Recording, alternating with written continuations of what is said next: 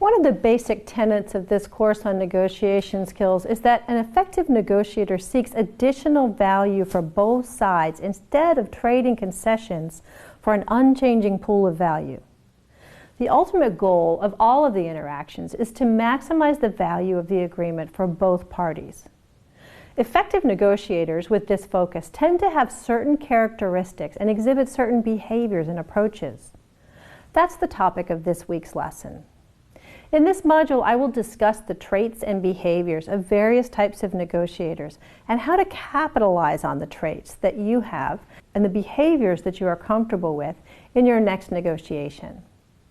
The objectives for this module are to understand some of the important traits of successful negotiators and how they impact the negotiation process, to understand some important behaviors of successful negotiators and how they impact the negotiation process, evaluate your counterpart's approach and how you should behave in response to it.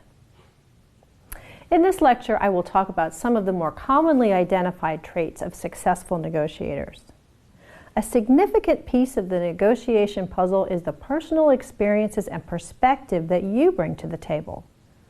This is one of the more challenging aspects of negotiation, because negotiation is carried out by people, not computers or organizations. As people, we bring our own prejudices, values, likes, dislikes, tendencies, and history with us to the negotiation table. Values, behaviors, and experiences unique to each player in the negotiation are likely to influence the way he or she perceives the situation, the value of an offer, or the intent of the offerer. While your history may provide you with background knowledge and your personal values may drive you to perceive your counterpart in a particular way, your own set of personal values can get in the way of establishing the best outcomes for both you and your counterpart. In supervisory skills courses, we talk about the fact that people's values are typically established by adolescence and are unlikely to be changed by external influences. People's personal values help drive what they think and what they want and help them to define and prioritize what is important to them. It will be helpful for you to understand your counterpart's own values, but know that sharing a set of values does not necessarily contribute to a better agreement or settlement.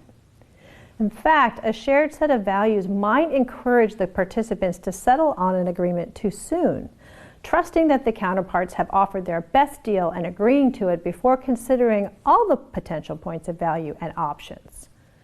Awareness of your counterpart's value system will be helpful, as you need it to determine what aspects of the negotiation agreement might have the most value for the agreement to him or her. But sharing a set of personal values is not necessarily a necessary component of an effective negotiation. Please note that I'm referring here to personal values regarding life, business, personal goals, and behaviors, not value that you are seeking to add to the agreement. Focus more on beliefs and behavior. Beliefs and behaviors can be changed. Beliefs can be defined as how we think the world works, and they can be affected by new information or experiences. Your role is to help the other person to believe that the agreement will be beneficial to him or her as defined. A huge part of improving your negotiation skills is recognizing the influence of your own personal values, your own experiences, and personality.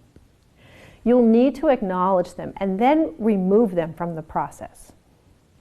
There are numerous self-assessments for this purpose, and I encourage you to use one. You will find a good self-assessment tool in the Stark and Flaherty book referenced in the resources.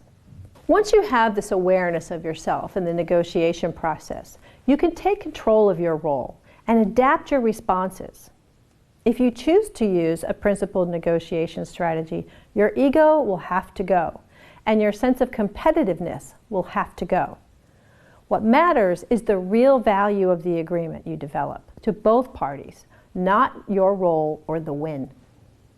You need to remain focused on what has value to your negotiation counterpart. What your counterpart values is more relevant to getting what you want than what you value, believe, or expect. You need to learn to see the deal as they see it and help to increase the value of your offer to them. You need to spend more time being in their shoes and looking at the agreement from their perspective than in yours. For the best agreement, total value must be evaluated from your counterpart's perspective. Also, learn to be comfortable with being uncomfortable. In particular, allow there to be silence.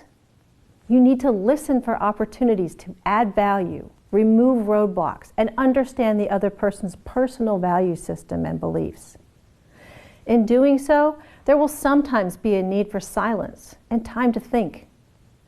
Learn to be comfortable with that. It is not necessary to fill silence in a conversation with chatter. When you allow for silence, you may find that your counterpart is less comfortable with it than you, which gives you some power. Listen so that you can acquire information that may be of use. Often, the other party may not have the same level of comfort or experience as you and react poorly to an offer initially, or fill silence with chatter, thereby giving up some power. Perhaps, though, they might just need time to think it through.